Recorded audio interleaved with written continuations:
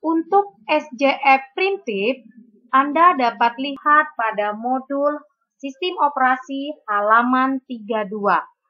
Untuk SJF primitif yaitu bandingkan arrival time dengan burst time, di mana arrival time yang terkecil dijalankan lebih dahulu sampai selesai. Jika arrival time lebih besar dari burst time, maka proses dilanjutkan dengan burst time yang terkecil. Contoh, misalkan ada 4 proses P1, P2, P3, dan P4 yang meminta layanan CPU sebagai berikut. Proses P1, P2, P3, P4. Arrival time P1 0. Burst time-nya di sini ada 7. P2 arrival time 2, burst time-nya 4. P3 arrival time-nya 4, burst time-nya 1. P4 arrival time-nya 5, burst time-nya 4. Kemudian bagaimana cara kita menyelesaikan dari soal tersebut?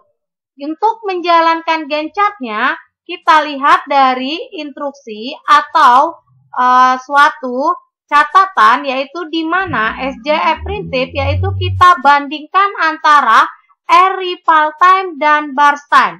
Jika arrival time yang lebih kecil daripada burst time, maka kita lanjutkan proses arrival time.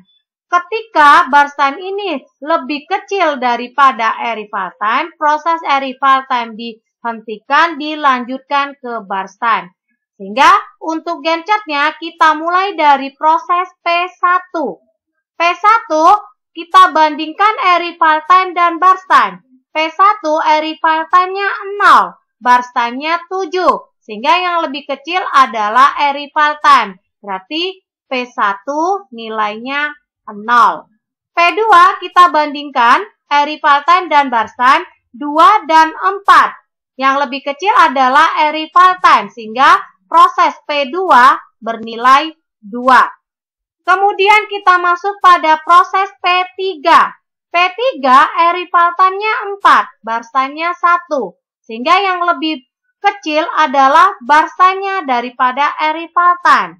Sehingga proses dihentikan untuk arrival time, dilanjutkan ke burst time. Kita tuliskan terlebih dahulu P3 4 ditambah burst time-nya P3 1, 4 tambah 1 bernilai 5. Sehingga kita lanjutkan burst time paling kecil lagi, yaitu adalah proses P2.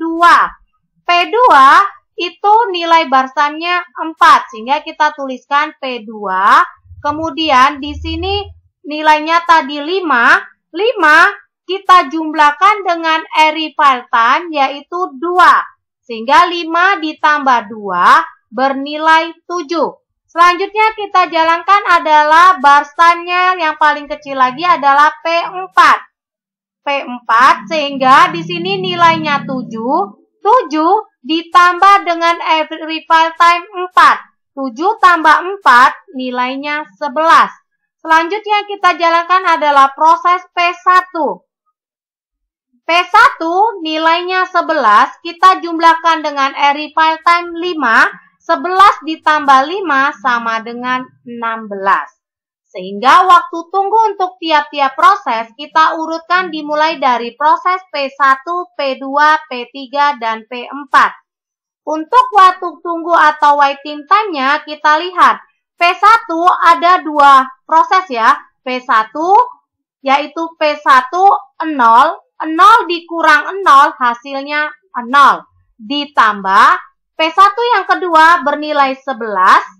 Dikurang dengan P1 yang di sebelah kanan. Jadi kiri dikurang dengan kanan. 11 dikurang 2 sama dengan 9. P2 ada 2 proses ya, ada 2 nilainya. P2 2 dikurang 2 ditambah P2 5 dikurang dengan 4, hasilnya adalah 1. P3 hanya 1, 4 dikurang 4, 0. Kemudian P4 1, yaitu P hanya 1, 7 dikurang 7 sama dengan 0. Sehingga average waiting time-nya atau AWT-nya sama dengan ya Proses P1 kita jumlahkan sampai dengan proses P4. 9 ditambah 1 ditambah 0 ditambah 0. Hasilnya dibagi 4 karena ada 4 proses sehingga hasilnya sama dengan 2,5 ms. Ini adalah untuk metode SJF primitif. Silakan Anda pelajarin untuk metode SJF primitif hingga Anda bisa menyelesaikan persoalan nantinya untuk soal tentang SJF primitif. Terima kasih.